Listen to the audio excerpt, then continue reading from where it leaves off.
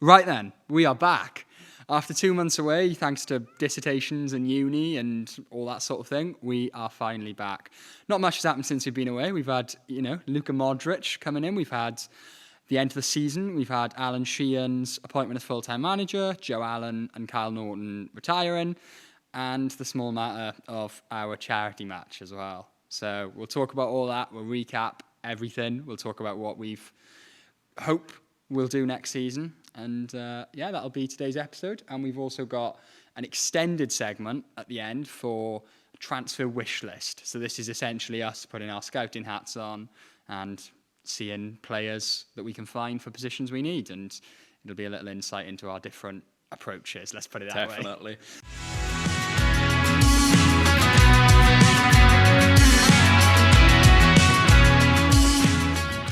So, Carwyn, how are you? Yeah, not too bad. I'm glad to be back. Yeah, it's good to be back, isn't it? I mean, sort of the main reason we've been away is because of me, really. Yeah, innit? but Yeah, I'll take the blame. No, don't take the blame. I'm lazy and don't know the first thing about editing, so that's the real reason. Yeah, true. I just turn up and speak. He does all the real work. But yeah, what would you say?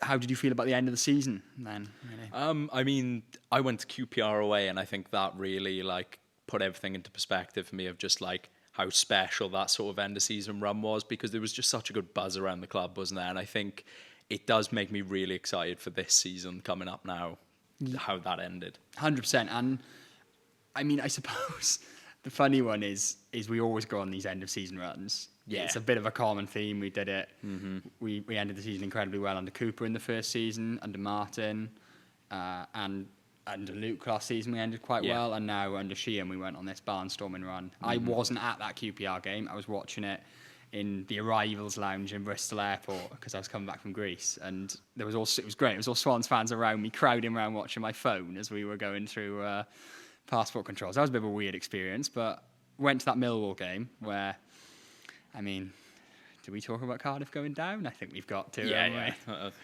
I mean, it's a funny old day, really, in terms of we were pretty rubbish. It was a pretty bad game of football. Well, I think I put on the full-time tweet, Swansea City are defeated in London, but nobody seems to care for some reason. Exactly. It was, and I mean, this bizarre but obviously very enjoyable sight of the kit men coming out and doing fist bumps at full time. I mean, if Cardiff fans see this, they're going to take the mick out of us, but it was great. Down, it was take much mick, can they? Proper celebration. And let's be honest, the sight of Ramsey being in the dugout as the man who takes him down. Phenomenal. It is unbeatable. It is insane levels of banter. If you had to write their relegation, wouldn't it? But we won't dwell on them too much because, well, I mean, we'll probably have the fixtures out next time we do this podcast, and that will be a notable omission from it. But yeah. I suppose Wrexham will be the first fixture we all look for now, won't it? But it'd be funny. Yeah. So obviously in that sort of end of season run, it was after the Millwall game, before the Oxford game. Sorry, I should say. We announced the appointment of Alan Sheehan as full-time manager on a 3-year deal. What did you make of that? And the length of contract, I'd say, as much as anything. We actually had a comment on our questions thing, didn't we, about whether we think it should have been shorter or not. But, would he have accepted a shorter contract is what I wonder anyway, because you can't just offer a manager an 18-month deal. He had too much sort of power over his own move after such a good run anyway.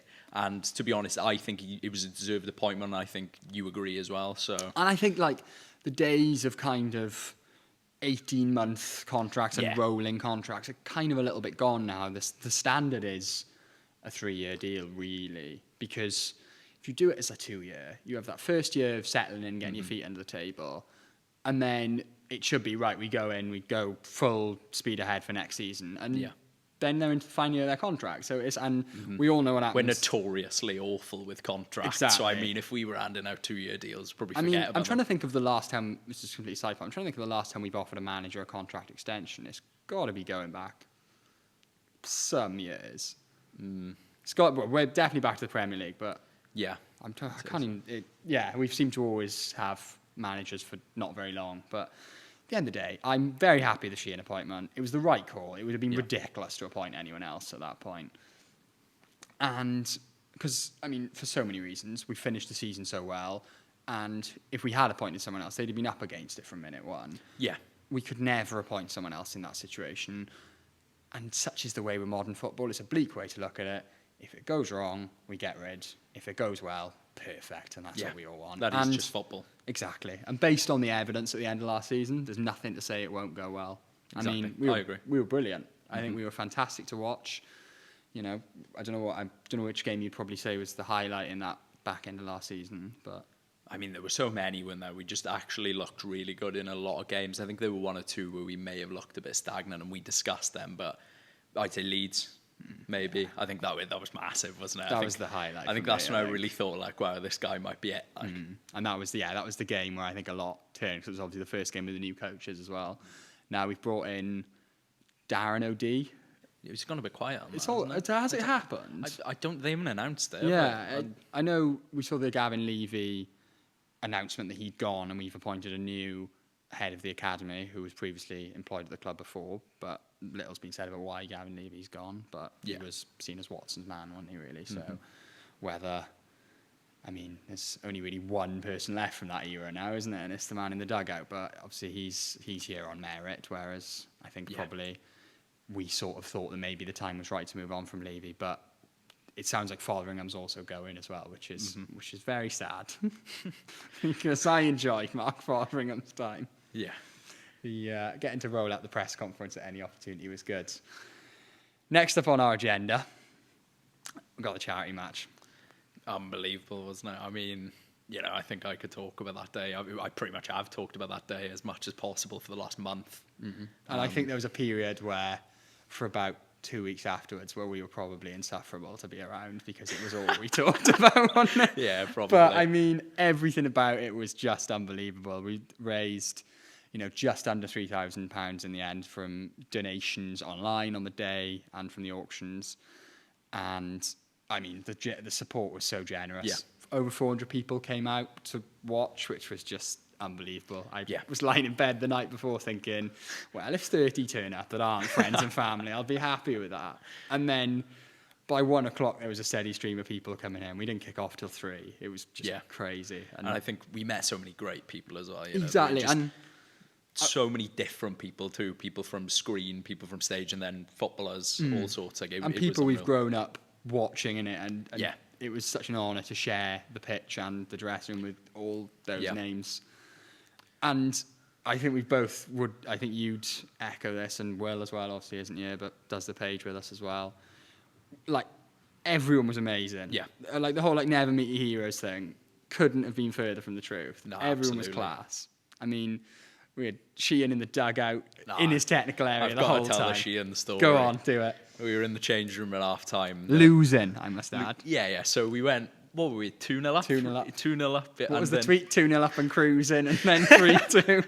Sign of things to come. So we were 2-0 up, and then we went in at half time, 5-2 down, was it? 4-2 down, that was something it. like that. I can't remember who the scorers were. There was one goal in particular to go 3-2 up. I can't remember. No idea. But we walk into the dressing room. Sheehan sees a tactic board on the door, and he just turns around and starts messing about with this tactic board. And he has this whole tactic. He's telling Montero where to go. He's telling Rowan Piper where to go. Unbelievable, honestly. It was a mood of celebration in our dressing room. We were cruising, and then we cruised to victory and took the trophy home. First and probably only bit of silverware I'll ever lift in my life, I reckon. Never know, there's always next year. Yeah, exactly. And we've already spoken about it. We do want to do it next year again. Obviously, it'll be hard to top this year's, but I mean, I'm sure you'd agree with me. We've got to talk about it. The best player on the day by a mile.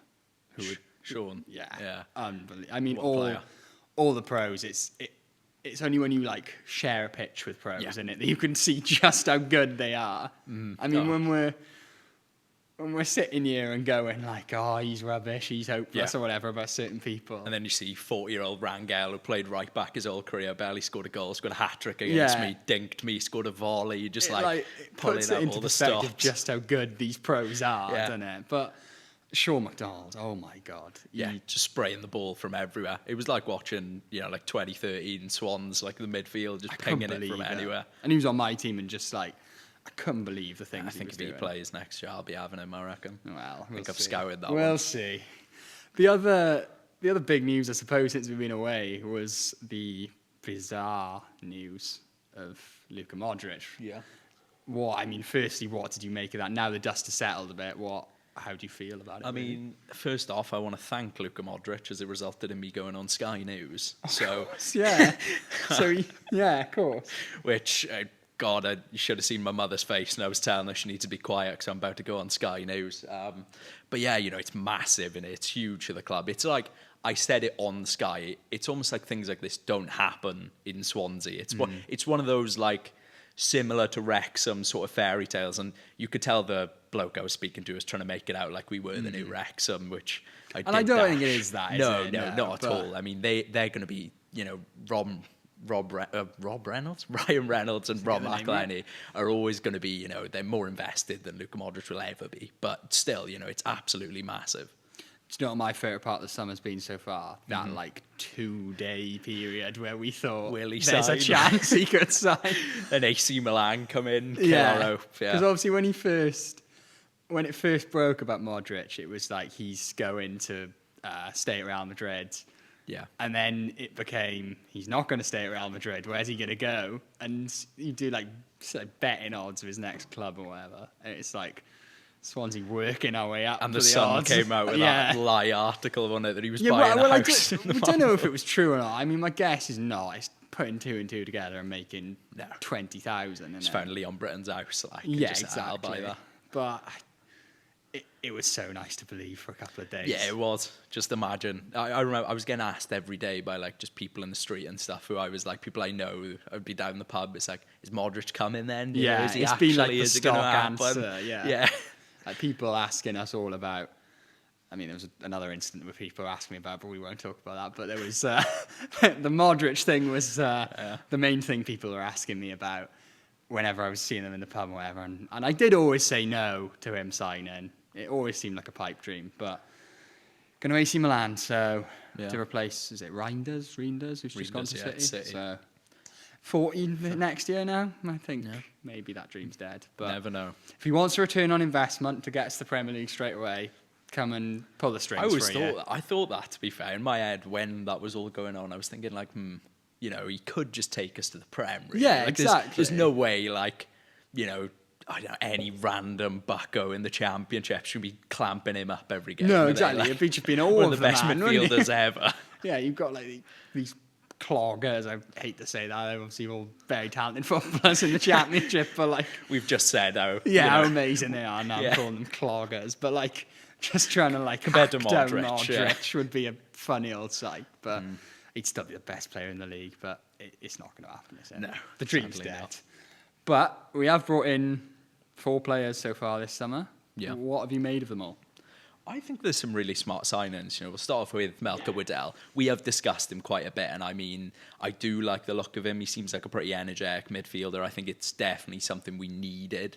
I did think it was a bit rogue that we did sign him in January to bring him in the summer when we needed a midfielder, but obviously we plugged that hole with O'Brien. So. Yeah, it looked weird at the time, didn't it? But a couple of days later, O'Brien came in. And I'm really excited because at the end of the day, if they rated him that highly, they were willing to do something we've never done before. Have we ever done it? I don't think so. Of my head, but no, to do something we've never done before, I think that kind of shows that he must have a bit of something about him if they've identified him and thought, we can't get him now, we'll still buy him anyway. Yeah, he's that good, we're willing to wait until the summer. I mean, the whispers are that Borussia Dortmund were looking at him. Whether that's true, I don't know. But if there was, I mean, we definitely beat Bundesliga clubs. I know there are Serie A clubs interested as well. Like, we've beaten our big clubs to get this guy. Definitely.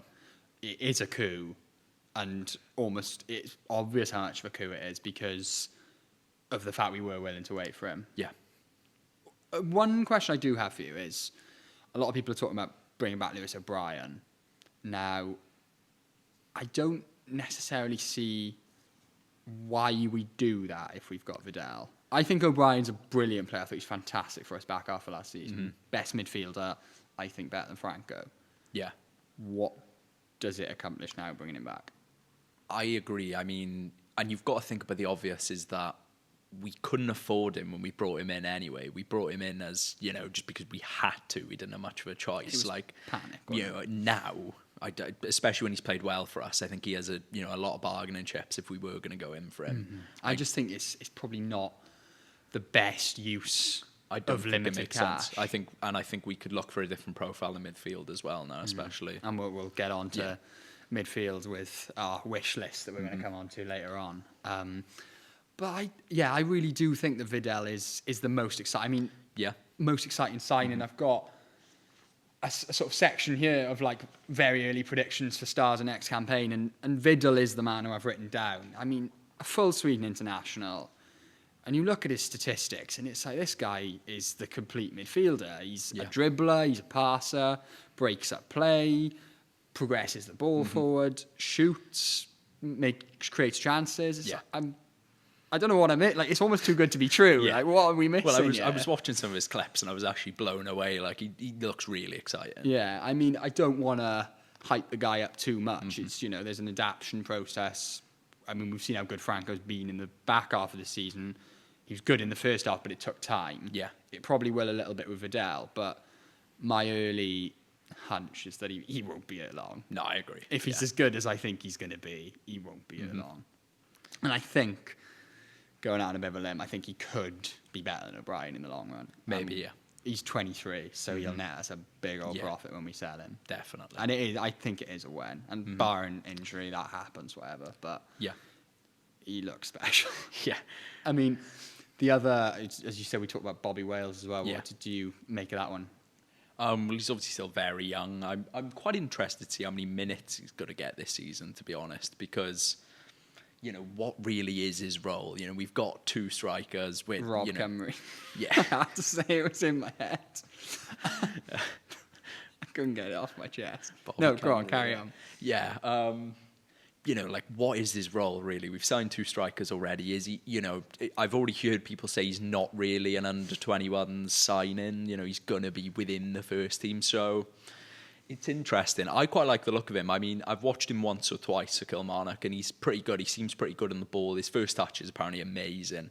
And he scored some good goals. Scored at Celtic as well. I mean, I first became aware of him because of him playing up front for Kilmarnock against Celtic, was watching that game and was like, oh my God, Kilmarnock got a guy called Wales up front. We've got to sign him as a joke. And then we ended up signing him. Like, the name is brilliant. Yeah. But I think the comparison in my mind is Kyle Joseph. Yeah. The sort of comparisons are obvious. Scottish youth striker with a bit of a perm going on. Like, it's, they are similar, but I think that's the sort of impact we can expect. I wouldn't send him out on loan. I know a lot of people have said that. Yeah. I'd keep him around for now. Probably replace what Bianchini offers us. I can't see him being here beyond the summer. No, definitely not. I think whether it's a loan or a permanent, I don't see him being a part of Sheehan's plans. So if it's bringing Wales off the bench, maybe giving him the odd midweek game if we think he's up to it, great. I think that's a fair role for him. Because we're clearly in the market for a main striker. The Potnik rumours won't go away, will they? Yeah, his agent must be working night and day. So I think Wales can come in and just replace. Yeah, absolutely. Well, what do you think of Zidane Inusa?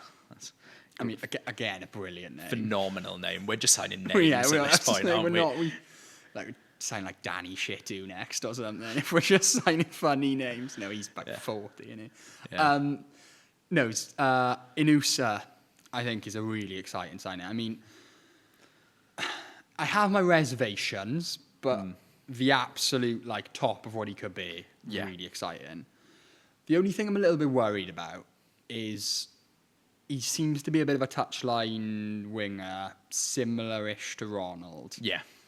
Do we need another player like that on the other side? I'm not sure we do. I'd have looked for something a little bit different, like when we used to play Patson out on the wing, like someone who wants to come in and link up play a bit more. Yeah, and that's what I think Omji Sung can be, but I don't really know where he fits in. Well, now, I don't know what the plan. I was thinking this when we signed another winger. Like, I think we did need a winger because let's face it, like we've said it so many times on this podcast, is where the least quality in the squad was. But I'd have been looking to sign someone on the right if it was up to me. Yeah. Like, we've got Omji Sung, who really did improve towards the end of last season. Yeah. Cam Congreve's coming back from loan, where he was. His numbers don't show, but he was exceptional. Yeah. And the club released an interview with him today about his loan spell, which makes me think he might well be around next season. So bringing in another left winger is a bit weird, but in isolation, he looks really exciting. Yeah, he does. Like quick as hell, dribble past anyone. He looks really good. He looks really like he'd be class in the Championship. Really, yeah, he does. And the other thing I want us to clarify is we have not paid £5 million for him. I don't know where the hell that came from. Like, those reports are so inaccurate. Yeah. So, yeah, I think it could be really exciting. The other signing we obviously brought in was Ricardo Santos. What did you make of that one? I mean, I really like the look of it. You know, the club have made it pretty obvious that he's a signing for depth. And he's got a lot of pedigree EFL-wise, 4 Team of the Seasons in League One, but former Bolton captain. Maybe, you know, he's gone a little bit off it in the last season or two, according to Bolton fans. But the amount of times I've seen us suggest that a player is absolutely terrible when they've left the club and he's turned out to be a world beater. I mean, Morgan Whittaker, a prime example. You know, you can never listen to the opinions of fans completely, like 100% gospel. Fans are always biased. And I think it's quite nice to see us addressing something which, I mean, I got up and asked about it in the fans forum because it was sort of on my mind. And we are losing so much experience this summer. I mean, we had the rather emotional retirement of Joe Allen, which we haven't talked about yet. And I'd say the fact we've gone some way to address that with someone who's played so much EFL football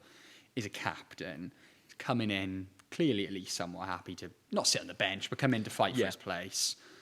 And perhaps sometimes players like that need a fresh start. And he's worked with Sheehan before as well, crucially. And I think, you know, I do laugh about that, mate. This whole thing of we've played together before. Check, Sheehan played 2 games for Peterborough.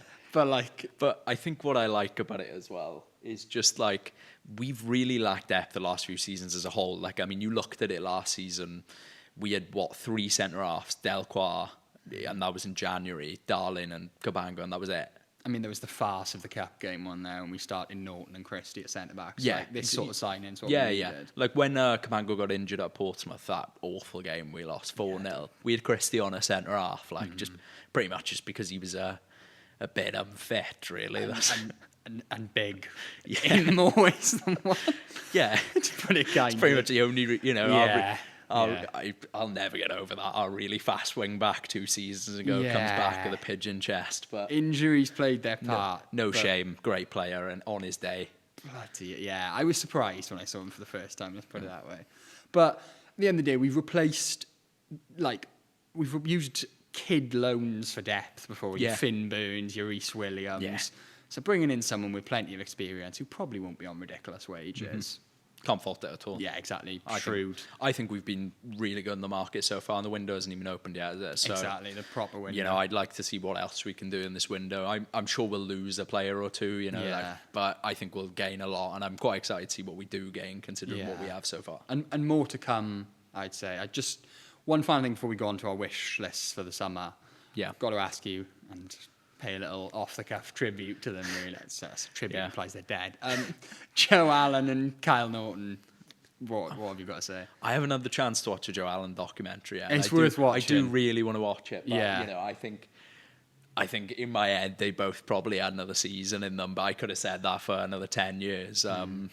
But you know, it was a great send-off for both of them. I think Kyle Norton, whatever he goes on to do, he hasn't said he's retiring yet, is he? So who knows? But I hope he retires, really. Yeah, I would like it to end. And Joe Allen, I think, is the one, especially, I mean, a Welsh football legend as much as a Swansea legend. And it was tougher with him because you're watching it and he's still got so much more left to give. Yeah. That Oxford game, he was fantastic. I mean, every time he played, you know, he's looked pretty good, except, you know, outside of the Wales games where that's just a step above, to be fair, and he got brought back for experience. Every time he played for the Swans, I thought, you know, this guy could still play for another 4 or 5 years. Knowing when to go out, eh? So, a couple of people who could learn from that down the road, if you know what I've got in mind. But to Mexico. Yeah, to Mexico. But no, Joe Allen, I mean, unbelievable servant for Wales. Unbelievable servant for the Swans. And you say you haven't seen it, but anyone who hasn't, watched the documentary because it's brilliant. I mean, lots of people have to watch it with subtitles. I did, but it's brilliant. It's really worth a watch, and an insight into him because he is quite a private personally. Yeah, He's not on doesn't any have social social media or media, anything. yeah. So it was quite nice to almost get to know him that bit Yeah. better. And yeah, what a career. I mean, what more can you say, really? Absolutely. Right, so we've devoted the entire second half of this podcast to our transfer wish list. So we've kind of picked a few positions, put our scouting hats on, and found players who we think might be quite good for us, to put it as simple as that. I mean, Yeah. these are not players linked with us, unless specified otherwise. One or two of mine have been linked to us in the past, or whatever. And I think it's going to be, as much as anything, a bit of an insight into our beliefs as to how we should recruit, innit? Yeah. Because probably won't shock anyone who follows me on Twitter to know that I've gone mainly down the domestic route with these, whereas you've gone a bit more exotic. Yeah, I think mine are a lot more fun. I think a lot of people will be shouting for mine. Yeah, yours are Comparison to fun. yours. Mine are, they're going to be dependable. Yeah. Because that's what I want. But Yeah. as I say, I know some people get a bit funny about this sort of thing. Dean Thornton. Yeah. But if this isn't your thing, switch off. But if it is, great, keep going. But yeah, we're just gonna devote the whole second half of this to our transfer wish list. So positions we've gone for: we've got a centre back each, we've got a sort of backup full back each, got a midfielder, so number 6 sort of, or just sort of defensive-ish midfielder. Someone to replace Franco in the, let's be honest, likely event that he leaves, and a striker as well. So, go on, kick us off with your centre-back. So, my centre-back, which I think will excite a lot of people just for the name, is Anselmo Garcia McNulty. Now, That is an incredible name. Now, he is Irish but born in Spain, which Fun. already, and plays for PSC Zwolle in the Eredivisie. You also liked him, didn't you? He was actually on my list until we came together and we shared who we'd found. He was one of the names I had on my list, so I had to rethink mine. I think he really fits a possession-based style. You know, he seems really good on the ball.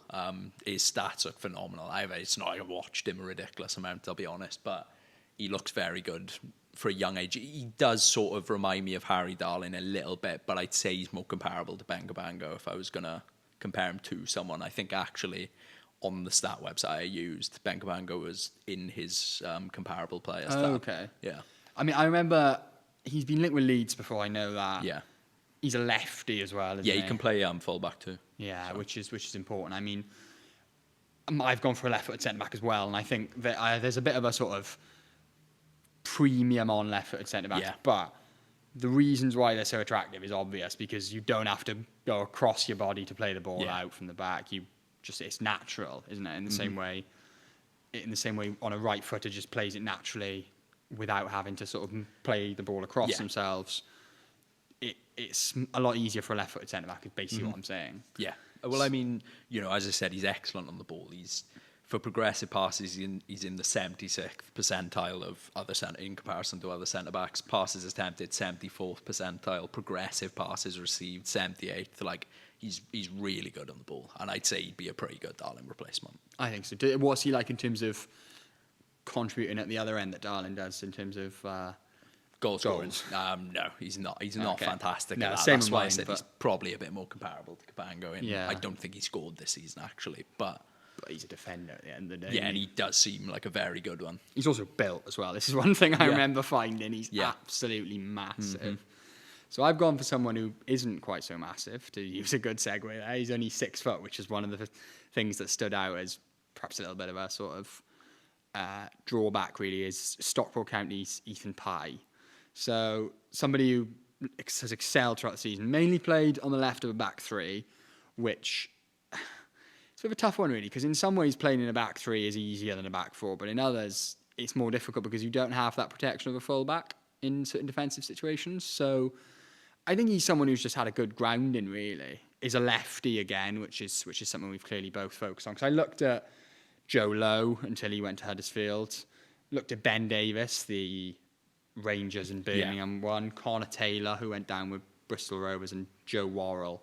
So only Ben Davis is a lefty in that. And I just thought, you know what, I think we do need someone who is left-footed. Yeah. And I've gone for Pye because he's just too good to be playing in League One. I mean, it's a bit of a unique situation, really. It's a bit like Wrexham, where like Stockport are loaded. Yeah, and they're a really good side. And they're a really good side and will be right up there next season.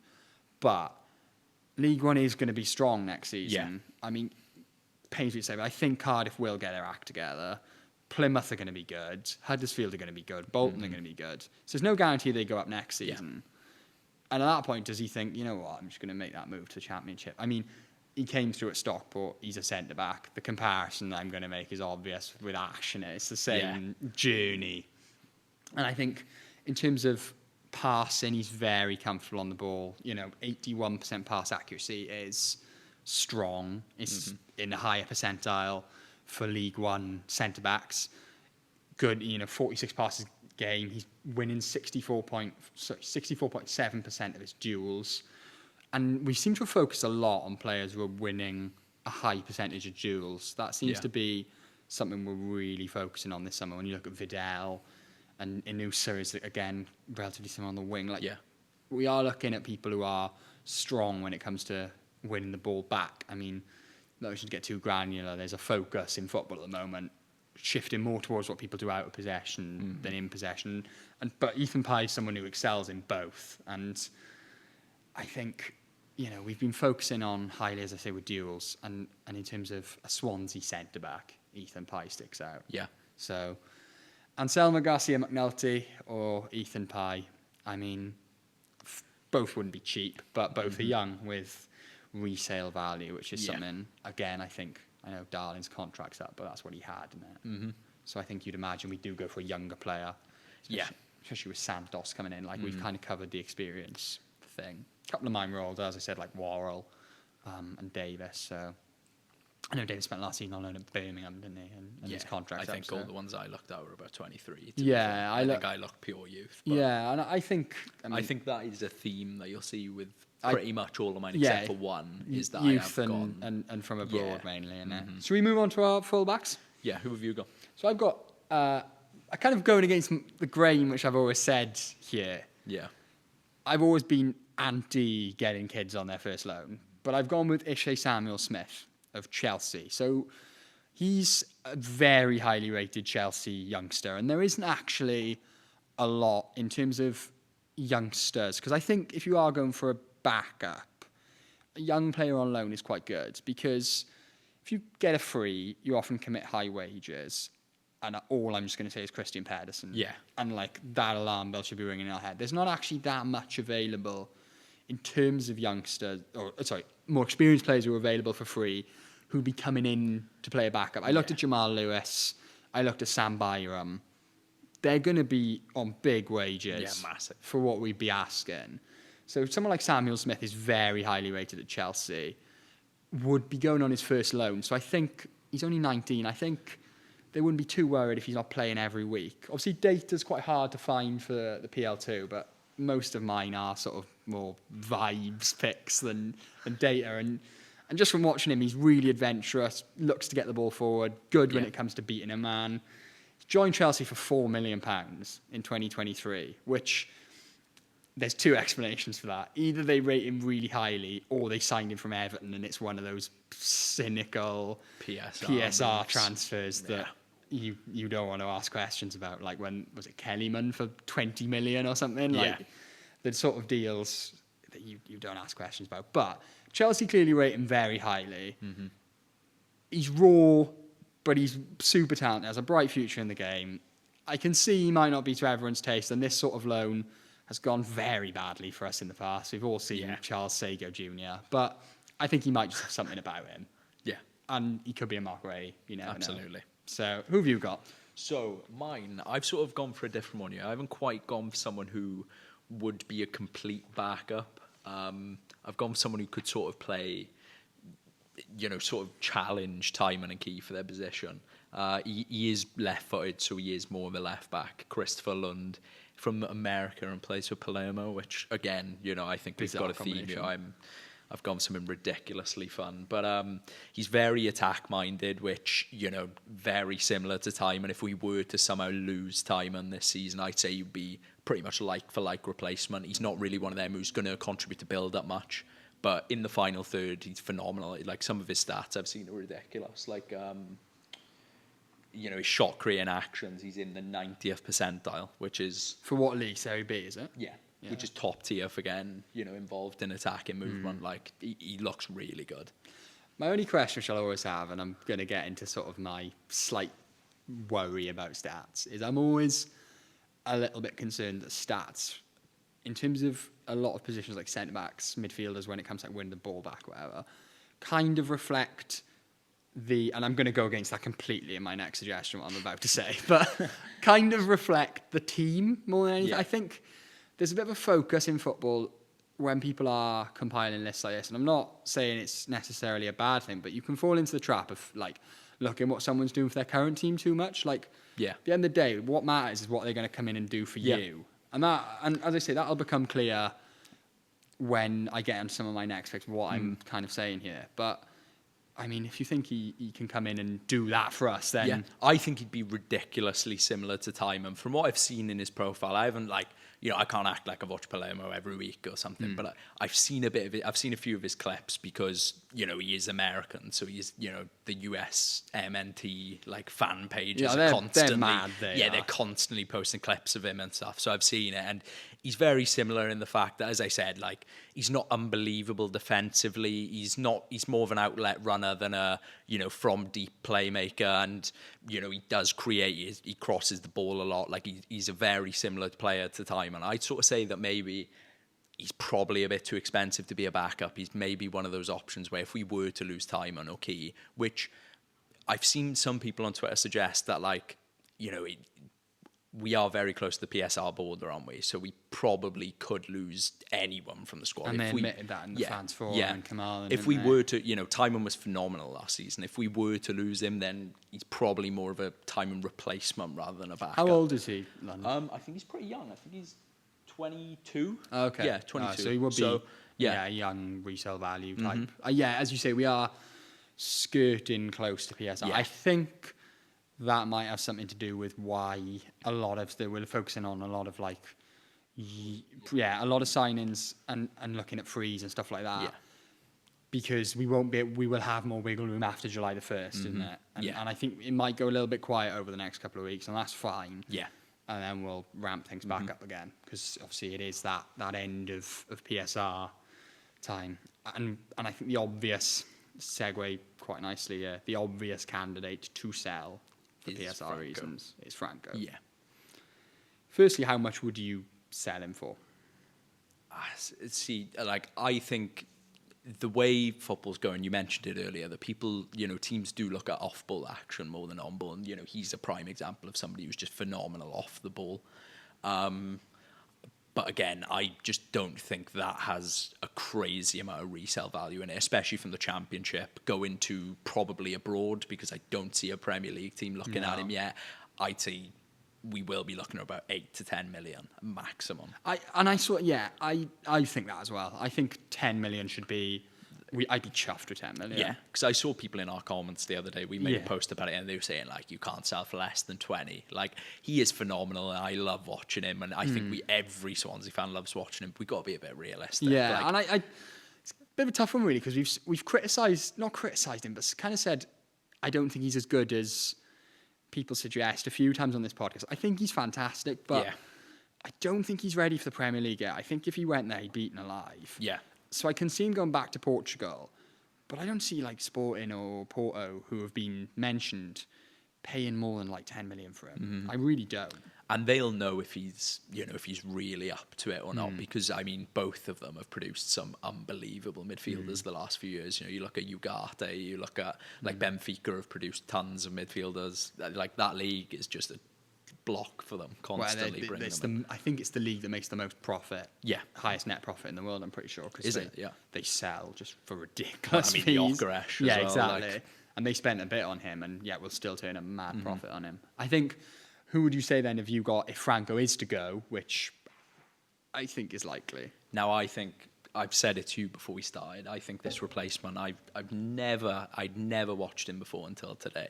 We're going to have to preface this by saying to any of our Dutch viewers, if we have any, I assume he's Dutch, is he? Yep, I'd say so. He is. I'm sorry for this pronunciation. His name is Styrn. Now, I don't think I'm far off for that pronunciation, and thank God he plays for Groningen, so I can pronounce that. We can pronounce that, yeah. We had Peck-Zwala earlier, and we're struggling. I think they paid 2 million for him a year ago, maybe 2 years ago, and he's got a contract till 2028. I'm gonna have to keep my sheet here because some of his stats, like he's just a monster. So he's not gonna be cheap then. I'd say he's probably, you're looking at about 4 million, but at the end of the day, if you sell Franco for 8 to 10, you're looking to replace him. Yeah, no, I agree. But so he's an absolute defensive monster. I mean, he's in the 97th percentile compared in. For tackles compared to other midfielders, 92nd for blocks, 91st for aerial deals, 178 for clearances. His ball carrying's phenomenal, and similarly to Franco, I'd say he isn't the best passer, but he makes up for it with what he does off the ball. I'd say he's literally a like for like with Franco, except he's better at carrying the ball. Okay, interesting. I'm very bullish on mine. If there's one player who I'd say I would be just get this guy. If we lose Franco, get this guy. I'm so confident of it. It's Cameron Develin. Plays for Hearts, 27-year-old Australian. Doesn't sound that glamorous. He is everything we need if we lose Franco. He makes more tackles than Franco for a start, which is just mad because Franco is tackle monster. He is brilliant on the ball. I mean, I'll get the stats. So you've got 2.95 tackles per 90 and 1.94 interceptions. Mm-hmm. One of, if not the best, in both categories in the SPFL. Now, I can already hear the SPFL comments coming, but he's a full international. He plays for Australia, played against Messi at the World Cup. I remember, I'm pretty sure it was Messi's 1,000th game at the World Cup and Cameron Develin had his shirt. There's a story around it somewhere. I'll Google it after. But he is a tackle monster. He is a dual winning monster, wins 8.2 per game, 57.5%, 7.9 recoveries per game, 7.09 recoveries per game, also one of the best in the league. 86% pass accuracy, guess what? It's amongst the best in the league. 47.2 passes per 90, it's amongst the best in the league. He's a tackle monster. He breaks up play. He's excellent on the ball. There was talk of a £200,000 release clause in January. That must have been nonsense because if any club didn't activate that, mental. But I think he's 27. He's playing in Scotland. I don't think he'd cost more than about £1 million quid. Yeah. And he's quite short. He's 5'7". He's a lot like Franco. And he just brings so much energy. I'm getting excited talking about it. I can sense that. It doesn't get more like for like. I think mine might be a bit more premium because I think he could be better than I'm Franco. so bullish on this guy. I mean, you can probably see this by the grin on my face for anyone watching this on YouTube. Like, this guy's amazing. I genuinely can't put it into words how good he is. And if we don't get him, someone's going to get him. And if we lose Franco, sign him. So to whoever's making these decisions, just sign him. Sign Styrn. No, sign Cammy Develin. I bet Styrn's better. And Hearts fans... I'm going to go for it. Hearts fans would agree with me that he is mustard. Groningen fans would agree with me. I'm sure they would. And they'd be able to pronounce his name better as well. Sounds easier for the East Stand pronounced Cameron Develin than Styrn. I bet Cammy Develin fits into a song easier. Let that wrestling in. I love it. Crikey. Dear me. 2 months off and we come back, we're already losing our minds. Right. We also thought we need another midfielder as well. Sort of, apparently the club have said they want a deep lying midfielder. I know Montague did that interview with Wales Online, sort of more of a 6. I think... I'm really not sure. I don't know if we do... that kind of says to me we want a Matt Grimes replacement. I don't think we need that. I didn't know. Who would you say... So I think you will be a lot happier with this, and anyone who agrees with Ollie's sort of sentiment on recruitment will be a lot happier with this. I'm just going to throw this out there. This is basically making out like I'm some sort of reform UK trustler. I am not. No, Nigel Farage recruitment strategy. I just think Tried and tested in the English leagues as a slightly better way. well- If you want to know, actually, my other options, Develin's never played in England. John Joe Patrick Finn, who was my other option, he's never played in England. And Nora's Godoy Cruz's Vicente Poggi, That one's a bit nuts. which I'm definitely pronouncing wrong. But I've got Darko Giabi, who is obviously at Leeds. He was on loan at Plymouth last season. I think he's fantastic, and I think he's probably what we sort of want to look for. He's also massive. He is 6'5". He is huge. He's a really good ball carrier. He's not much of a ball progressor at his feet, is he really? But I think he sort of suits Sheehan's style a bit more of a transitional counter-attacking style. He's a bit of a dual winner as well. He's a monster. He's so physical. He's 6'5" at the end of the day. He's not the type of player who's going to be able to play in really tight little spaces, but I think he's got a lot about him. I quite like him. I do like a big midfielder, bringing some presence into the midfield. But I think, I do like Giabi. I mean, I remember those talk we were trying to sign him on loan before, wasn't there? It was the day, actually, we did the charity stream, because I remember saying his name a lot. Obviously, that didn't end up happening. He ended up going to Plymouth the following January and has been there the last 18 months. Right, I've got to mention this. Every single time we do this, and this is staying in, a Greg's lorry comes and looks like it's about to crash into the building. It's here again. They clearly do their deliveries at the same time as we record. But this happens every week. And we change the days we film on. So. We never film this on the same day. But it's not as loud as usual. So it's not as loud as usual. We haven't had to cut the camera this time. One in. Yeah.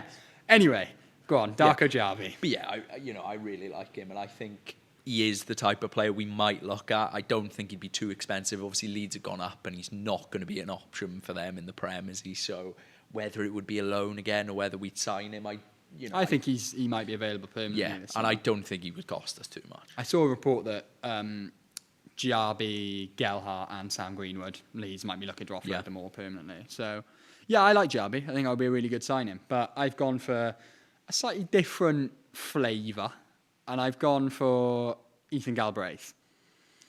Now, Galbraith, I didn't say this earlier, and I meant to, but makes sense why I sort of only focused on a left back for the full-back depth, because Galbraith has played mainly as a right-back this season. Yeah. But I think he's a midfielder. He came through at United as a midfielder. I think if you watched him at Leyton Orient, he sort of inverts. He's a bit like Key under Williams, isn't he? Those awful days. But he's a lot better at it he than actually Key can was. do it. I think, obviously he has played as a right-back, but just like the type of player he's so comfortable on the ball, good in tight spaces, which is important in the middle of the park. Yeah. Just gets his foot on it, calm, composed, looking to play. I mean, sort of stats are quite difficult when you rank him in percentile or whatever, because he's coming up against other right backs. But for anyone who watched the League One playoffs and saw Leyton Orient's games, I mean, the first one was the day of the charity match. I remember half watching it while we had a couple of minutes setting up. And we went in for him in January. It's a cliche, but he's a Rolls Royce for player. Yeah. He is a fantastic player, and we should have got him in January. The fact we did a deal with Leyton Orient for Abdullah and didn't arrange the deal as part of it for Galbraith, obviously knowing we'd lose Grimes a week later, we should have brought him in, because he is a fantastic midfielder. And I think it's more of a sort of watch him, because in terms of stats, he does win a lot of duels, but I don't really see him as a right back. No. And I think, but he can come in and give us that depth at right back. But Northern Ireland International, came through at United. He will not be playing in League One next season. No, I really like him. We've been talking about us and Sheffield United are the two who are most keen on him. Now, the worry is if Sheffield United really want him, we won't get him. But does he look at it and think, well, they've come in for me before, they clearly really rate. Yeah.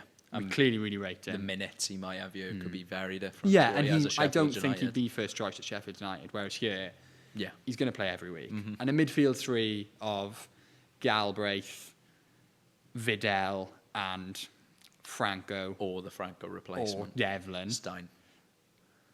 Develin. I think is perfectly balanced. I think that'll be a brilliant midfield, and one we could get very excited about. Yeah. So I'll admit I was more of a vibes pick than I really brought much data to the party with that one. But just watching Ethan Galbraith and the guy is fantastic. I did also have Adam Randall if you are looking for more You've of a sort talked of about him traditional enough, six, to be fair, I've done in that conversation to death about Adam Randall. He's class. If we'd kept that sort of Luke Williams system, it would have been a no-brainer. I'd have been as excited as I was about Develin for him. But I think we've kind of moved on. I'm not sure I want another Matt Grimes now. I agree with that. Which is meant, 6 months ago, I never thought I'd be saying that. I think, our style's just moved on. It's evolved a bit. Yeah. And I do sort of like a style without Matt Grimes in. It doesn't sound great to say, really, does it? O'Brien shot me. I didn't think he'd be as good as he was. He was phenomenal. I was worried it would look really frantic with Franco and O'Brien, and it didn't. And Galbraith, I think, is a composed, can put his foot on it type midfielder. Brilliant. We better not slander Matt Grimes too much. No. Oopsie. Up front. Go on. So, I mean, I could talk about this one all day. And Can I just clarify before we start? We had the same pick and you not stole it from me, but... I think I deserved this one. Yeah. Ollie McBurney. I think it's just so obvious. I've seen people, rightly so, people question it because, we've brought IU back before. We've brought, we do it a lot. We bring a lot of players back and you've got to question how successful they've been. But I just think it's a no-brainer.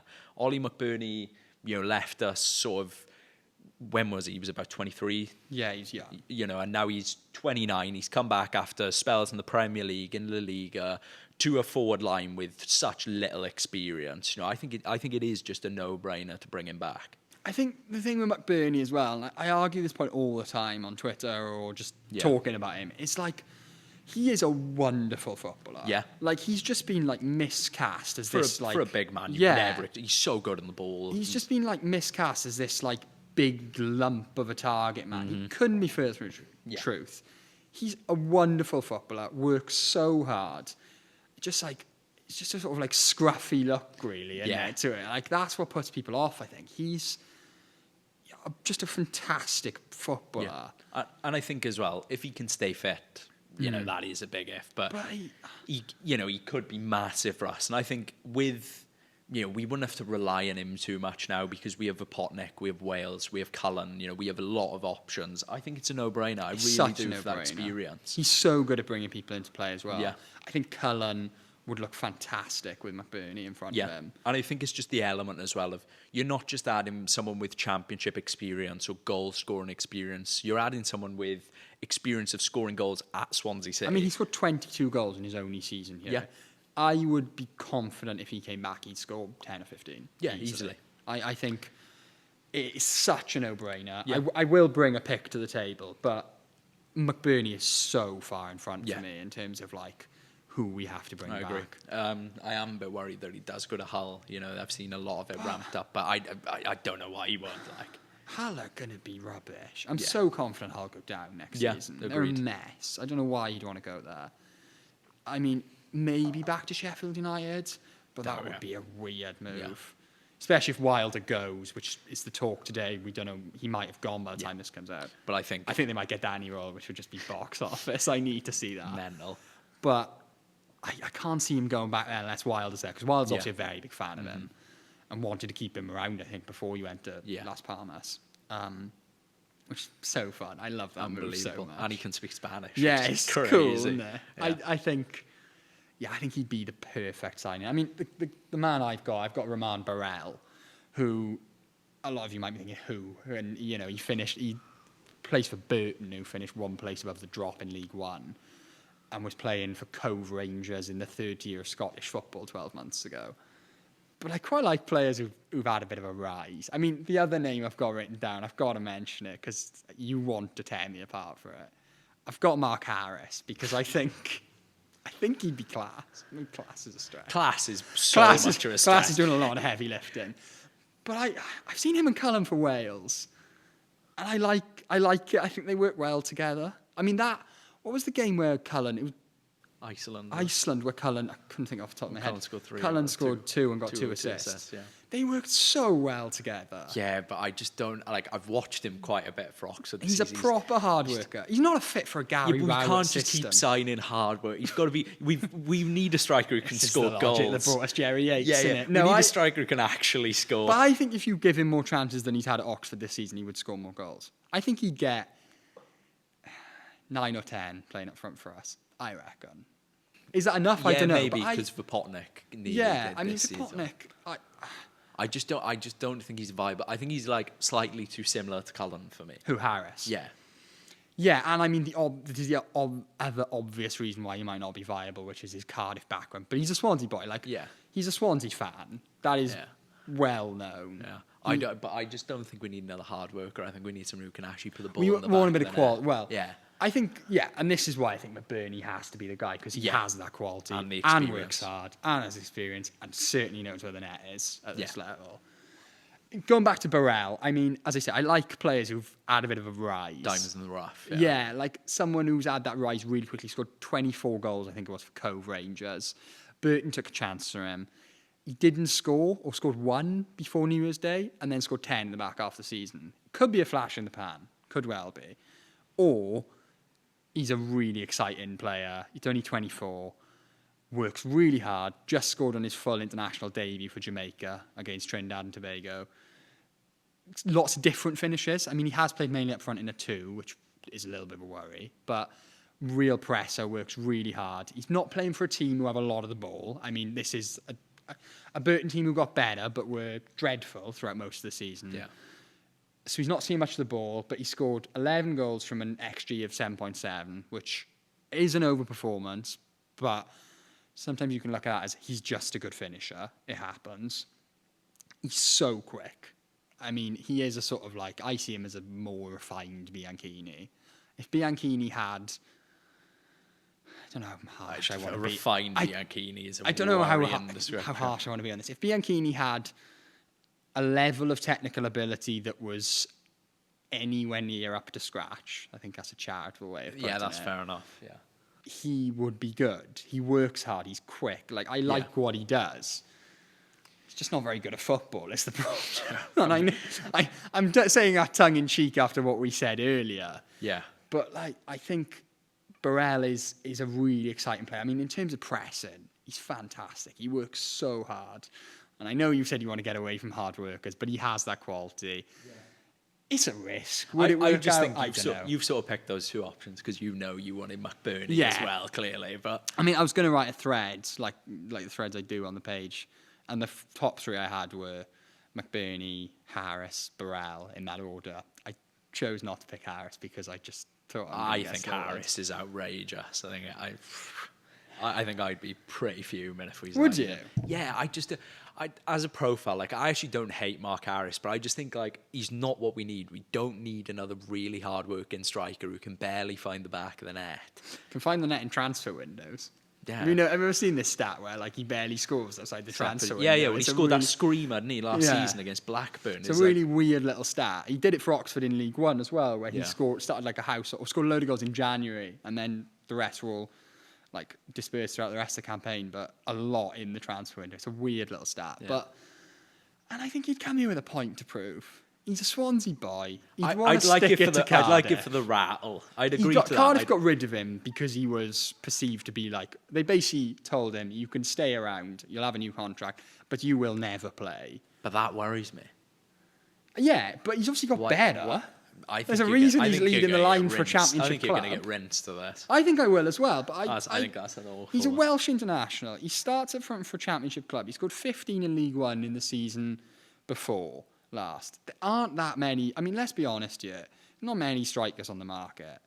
It's a weak market when it comes to strikers. Yeah, maybe. But that's why I've gone with Burrell. It's taken a punt. I don't know. I just think there are so many things that sort of like make you want Harris besides his football. I think that's he's Welsh, he's from Swansea, he used to play for Cardiff, so if he scores a few, then, you can stick it to Cardiff. I think there's just too many elements in there that are, sort of ignoring the fact that he's not fantastic. I think he's good. I think he's a lot better than he's given credit for.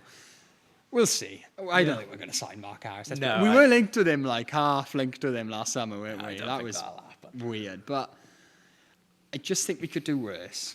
That's Yeah, all I'm saying. no, we But definitely Burrell, could. I think, would be a really exciting one Yeah. because obviously a bit of a late bloomer. He's 24. He's come up through, I'm not Mm-hmm. calling it non-league, it's the Scottish system. Played for a number of clubs as a kid, had trials at like Portsmouth and stuff. And I just think hard worker, presser, good finisher, could be really good. Yeah, I can't fault that one. So to recap then, so my picks were centre-back, I had Ethan Pye. At left-back, I had Isha Smith. In midfield, I had Ethan Galbraith and Cameron Develin. And then up front, I had Roman Burrell. So who did you have, just to recap? Mine were McNulty.